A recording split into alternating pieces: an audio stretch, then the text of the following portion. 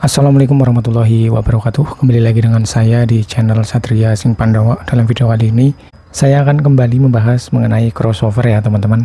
Nah, jadi bagi kalian yang mungkin belum paham ya, khususnya yang masih pemula, silahkan bisa disimak saja untuk video kali ini ya teman-teman sampai selesai biar kalian nggak salah paham ya tentunya. Sebagai disclaimer, di sini saya hanya sharing apa yang saya tahu ya, jadi bukan bermaksud untuk menggurui, apalagi merasa paling pintar ya teman-teman. Jadi bagi kalian yang kurang suka dengan video kali ini, silahkan bisa di skip saja ya teman-teman.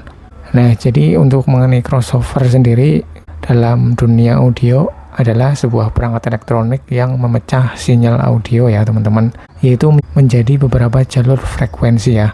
Seperti contohnya frekuensi rendah, menengah, dan juga frekuensi tinggi.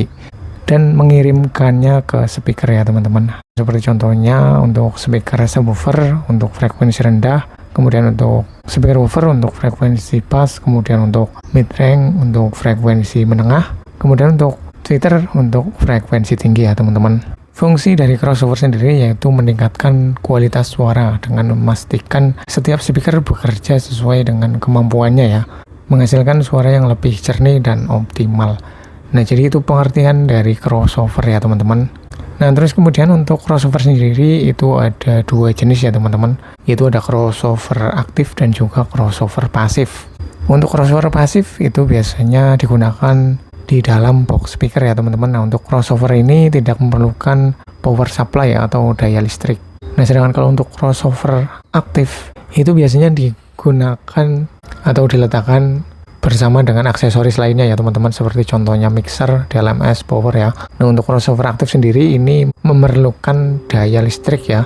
Kemudian untuk yang selanjutnya, apa sih keuntungan kalau kita menggunakan crossover dalam sistem audio kita? Untuk keuntungan yang pertama yaitu suara yang dihasilkan bisa lebih jernih ya teman-teman kalau kita bandingkan tanpa menggunakan crossover ya.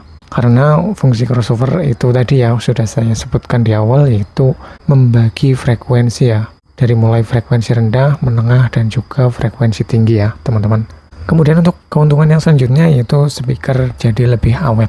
Kenapa bisa begitu? Karena untuk setiap speakernya bekerja di rentan frekuensinya masing-masing ya teman-teman. Seperti contohnya speaker subwoofer itu cuma bekerja di frekuensi rendah saja, kemudian untuk speaker mid range bekerja di frekuensi menengah saja, dan kemudian untuk speaker tweeter bekerja di frekuensi tinggi saja ya teman-teman. Jadi untuk kinerja speaker lebih ringan, otomatis ketahanan speakernya juga akan jauh lebih awet ya teman-teman. Keuntungan yang selanjutnya yaitu suara lebih detail di setiap frekuensi. Kenapa bisa begitu? Karena kerja crossover yaitu tadi ya teman-teman, yaitu membagi frekuensi ya, dari frekuensi rendah sampai frekuensi tinggi. Jadi untuk setiap speakernya bekerja di frekuensinya masing-masing, sehingga suara yang dihasilkan jauh lebih detail ya teman-teman, kalau kita bandingkan tanpa menggunakan crossover sama sekali ya. Kemudian keuntungan yang selanjutnya yaitu kita bisa cut frekuensi sesuai dengan selera kita ya teman-teman.